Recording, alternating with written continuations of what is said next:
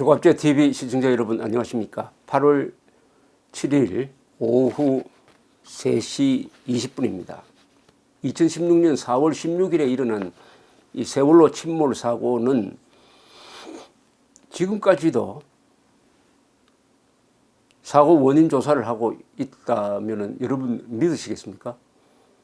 사고 원인 조사는 여러 번 발표가 되었습니다. 그리고 특히 수사를 통해서 확실하게 발표되었고 여러 또 정부기관에서 발표를 했습니다. 그런데도 외부로부터의 어떤 충격에 의해서 그게 무슨 뭐 잠수함인지 뭔지 하는 이런 괴담이 떠돌아다녔습니다. 일종의 외인설이죠. 외인설. 외부의 충격에 의해서 침몰되었을 것이다. 처음부터 그것은 가능성이 없었어요. 황당한 주장이 이 정권이 바뀌고 작년 7월에 세월호를 인정을 하니까 세월호 선체조사위원회라는 게 조직돼 가지고 또 조사를 했습니다. 또 조사를 4월 16일 그날 밤에 언론에서는 배가 넘어가는 과정에서 꽝 하는 소리가 들었다. 그래서 암초하고 부딪혔을 것이다 하는 주장이 유력하게 제기되고 있었습니다. 암초. 제가 그 장면을 텔레비전을 통해서 쭉 보니까 제가 여러 교통사고, 선박사고를 취재한 경험상 이거는 암초는 절대 아니다. 거기 또 해도에 암초가 나타나는데 암초도 없고 이것은 화물을 잘못 실었고 화물을 제대로 묶지 않았을 것이다. 그래야 하여 한 번 기우니까 제대로 묶지 않는 화물이 쏠리면서 넘어졌을 것이다 하는 기사를 제가 그날 자정무렵에 썼던 적이 있습니다. 결과적으로 저 이야기가 맞았어요. 즉 이 선체가 갑자기 45도 정도로 기울어 가지고 40분 만에 침몰한 것은 과적입니다. 허용 중량보다도 한 2배 되는 화물을 싣고 발라스트 물을 또 줄이고 해가지고 가분수형의 아주 뒤뚱뒤뚱하는 배를 운항하게 되었던 것이 결정적인 원인이었습니다.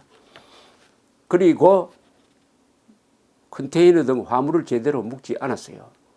그래서 이 배가 운항할 때 그때는 바다가 조용했습니다. 배가 옆으로 휘청휘청 하면서 갔다고 그럽니다. 그러다가 사고 해역에 와가지고 10도 변침을 했습니다. 10도 변침은 아무런 문제가 없습니다. 그런데 워낙 무게중심이 위에 올라가니까 10도 변침하니까 그게 충격을 줘가지고 배가 기우니까 실었던 물건이 한 곳으로 싹 쏠리면서 불과 40분 만에 뒤집어지고 말았습니다. 물속으로 들어가고 말았습니다. 40분 만에. 이 40분 사이에 다행히 해경 근처에 있던 1, 2, 3정이 와가지고 자력으로 탈출한 사람 172명을 구조했습니다. 해경이 사실은 최선을 다한 겁니다. 선장과 선원들은 먼저 도망가고 말았습니다.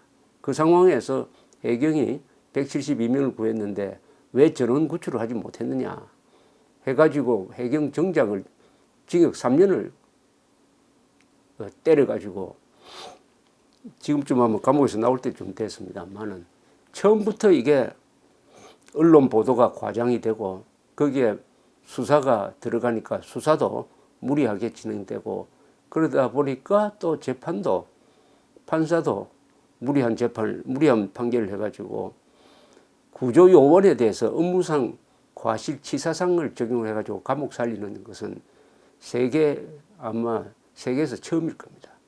이런 무리를 하는 과정에서 계속 말도 아닌 외부에서 무슨 잠수함이 부딪혔다느니 하는 이런 그것도 미군 잠수함이 부딪혔다 뭐 하는 이런 괴담이 돌았는데 국가라면은 그런 괴담은 무시해야 됩니다. 그걸 참고로 하는 조사를 하면은 국가는 그때부터 국가 이성이 마비돼 버리는 겁니다. 국가는 모든 법 집행을 사실에 기초해서 해야 합니다. 모든 행정 집행을 사실에 기초해야지 뜬소문, 거짓말, 왜곡에 기초해서 하면은 그것은 국가가 아닙니다. 그 순간부터. 더구나 저는 이 박근혜 전 대통령이 이 세월호와 관계돼서 여러 잘못을 저질렀는데 제일 중요한 잘못은 해경 구조가 실패했다는 잘못된 정보 판단에 의해서 해경 해체를 결정하는 겁니다. 해경 해체를 결정해 버리니까 모든 책임이 정부 책임으로 돌아가고 말았던 것입니다. 두 번째 잘못은 선체 인양이었습니다. 시신도 거의 다 수습을 했는데 선체를 인양할 이유가 없어서요. 선체 인양하지 않아도 사고 원인 다 밝혀졌습니다. 그리고 선체를 인양하는데 1,000억 원 이상이 들었어요.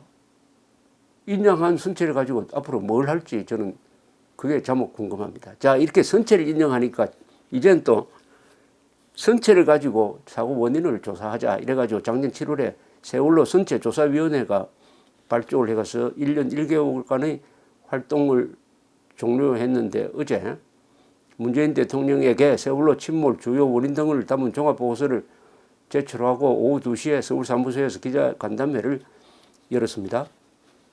그런데 그럼 결론이 나와야 될 것 아닙니까? 결론이 어떻게 나왔느냐 하면은 결론이 없다는 결론이 나왔습니다. 침몰 원인에 대해 내인설이라는 것은 화물을 많이 실어가지고 넘어졌다는 거죠. 외력설 충돌했다는 것이죠. 양쪽 가능성을 배제하지 않는 그것을 열린 안이라고 그랬습니다. 참 말도 잘 지어냅니다. 열린 안이라고 그래가지고 내인설 가능성도 있다, 외력설 가능성도 있다, 열린 안이라는 걸 결론으로 내어놓고 또 검증할 필요가 있다. 이렇게 그것도 이 보고서를 내는데 결론 없는 보고서를 내는데 30억이 들었답니다. 이것은 처음부터 무시해야 할 괴담을 국가가 조사를 해가지고 그건 괴담이라고 딱 부러지게 판단할 용기가 없으니까 이렇게 아주 코미디도 이런 코미디가 없습니다. 이런 결론을 내놓았다는 겁니다. 내인설은 세월호의 침몰이 급격한 우회전, 무리한 전개축, 화물 과적, 부실 고박, 묶는 것을 뜻합니다. 복원력 감소 등이 종합적으로 작용하여 이루어졌다. 외력설은 잠수함 등 외부 충격의 영향으로 세월호가 가라앉았다는 그런 주장이죠. 그런데 위원 중에 3대4로 갈렸다네요.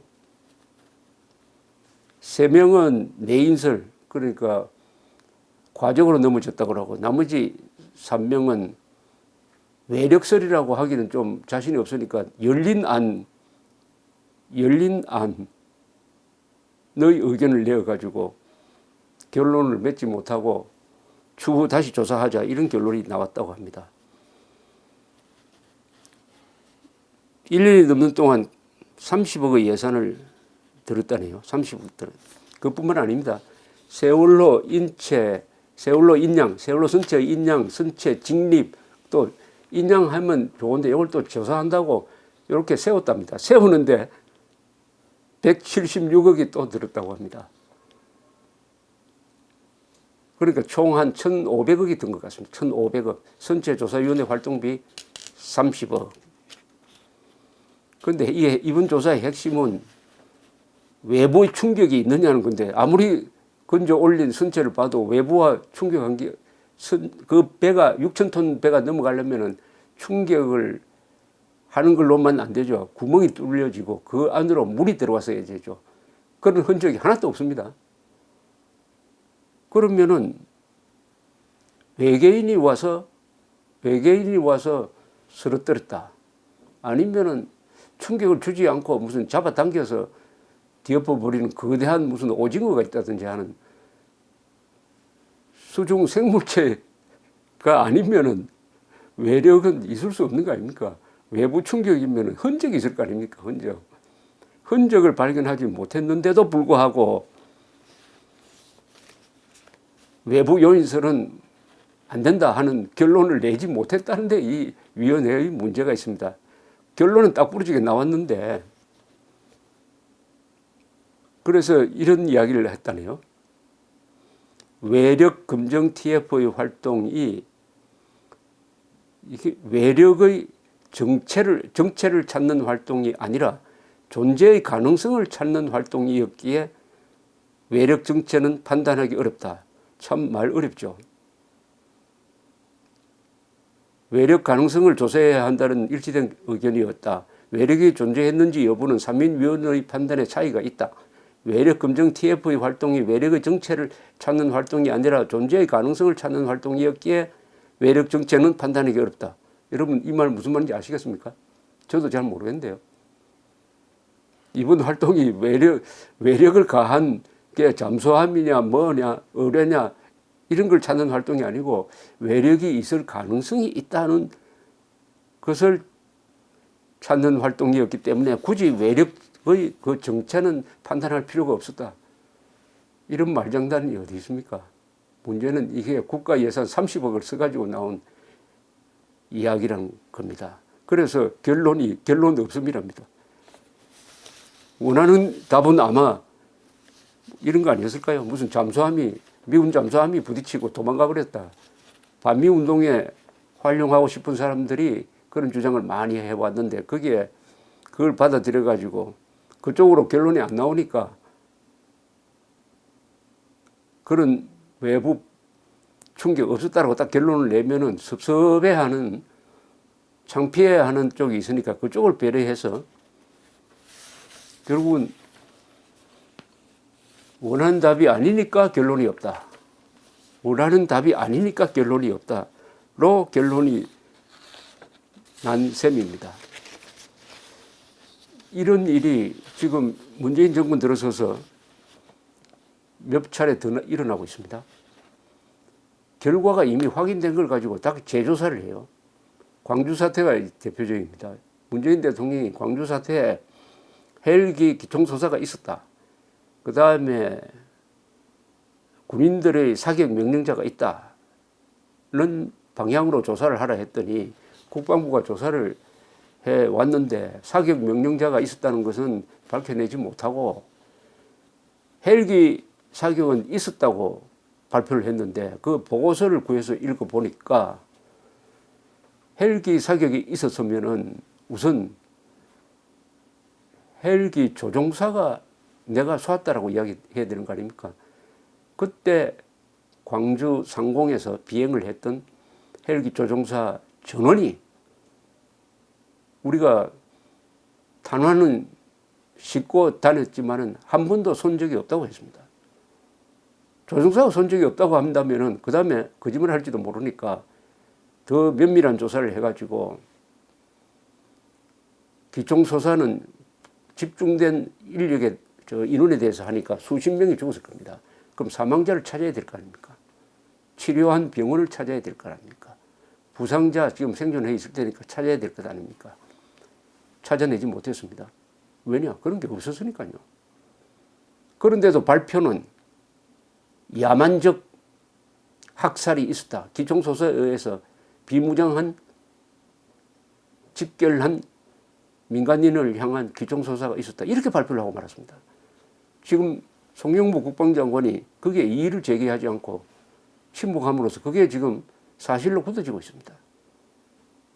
이런 황당한 일이 벌어지고 있고 지금 진행되고 있는 기무사 계엄 검토 문건 수사도 사실을 무시하고 사실은 문서만 보면은 그것은 폭동이 발생할 때 혹시 계엄령이 펼쳐지면은 실무 부대에서는 어떻게 해야 되느냐 하는 것을 검토한 의례적으로 하는 대응 준비 매뉴얼 정도인데 그걸 쿠데타 모의라고 여당과 반군 선동 세력이 몰아가니까 또 대통령이 불법성이 있다라고 미리 선언을 하면서 수사를 지시를 해놓으니까 이 결론도 아주 이상하게 날 가능성이 많습니다. 기무사 계엄령 검토 문건 수사 그리고 세월호 침몰 원인 조사 지금 광주 사태 헬기 조종 관련 조사, 이 조사가 정권에서 바라는 방향의 사실을 정권이 바라는 방향의 결론을 내어놓고 거기에 사실을 끼워 맞추는 쪽으로 사실을 왜곡, 조작, 과장하는 쪽으로 흘러가려는 게 아니냐 하는 의심을 갖게 하는데 바로 세월호 조사가 그런 패턴이죠. 이것은 안 됩니다. 문명이란 것은 자유민주주의라는 것은 국가라는 것은 무엇든지 사실에 기초해야 합니다. 사실에 기초해서 벌을 주어야 합니다. 사실에 기초해서 용서를 해야 합니다. 사실에 기초해서 돈을 써야 합니다. 사실에 기초해서 행정을 하고 국정을 운영을 해야 합니다. 사실을 무시하면은 예컨대 원자력 발전소는 한국의 원자력 발전소는 세계에서 가장 안전한 게 사실인데 이걸 무시하고 가장 불안정하다고 판단하면은 원자력 발전소 문을 닫게 됩니다. 지금 바로 그 사태가 일어났지 않습니까? 이게 바로 사실을 무시하니까 그렇습니다. 사실을 무시한다. 좌파 세력은 계급투쟁론을 신념을 하고 있기 때문에 사실을 무시하게 되어 있습니다. 왜냐하면 계급투쟁론은 계급혁명을 하기 위해서는 사실, 법, 도덕 이런 거 무시해야 된다. 오로지 혁명을 해가지고 권력만 잡으면 된다. 그 목표를 위해서 다른 모든 것은 수단에 지나지 않는다. 이런 생각을 신념화한 사람들입니다. 그런 사람들이 집권하면은 이런 일이 벌어지고 있습니다. 지금 대한민국의 핵심 가치에 대한 핵심 가치라고 하면은 국가, 국법, 그리고 헌법이죠. 헌법, 사실, 역사와 전통, 그 다음에 안보, 뭐 이런, 그리고 방공, 자유, 민주, 법치제도 이런 데 대한 총공격이 지금 일어나고 있는데 어떻게 보면 전면적 대한민국적 가치에 대한 전면적 반역이 일어나고 있는데 그 반역의 가장 큰 본질은 사실에 대한 반역입니다. 사실을 사실대로 받아들이지 않고 사실을 거짓말로 만든다든지 사실을 왜곡한다든지 사실을 무시하는 사실에 대한 반역이 모든 반역의 출발점입니다. 감사합니다.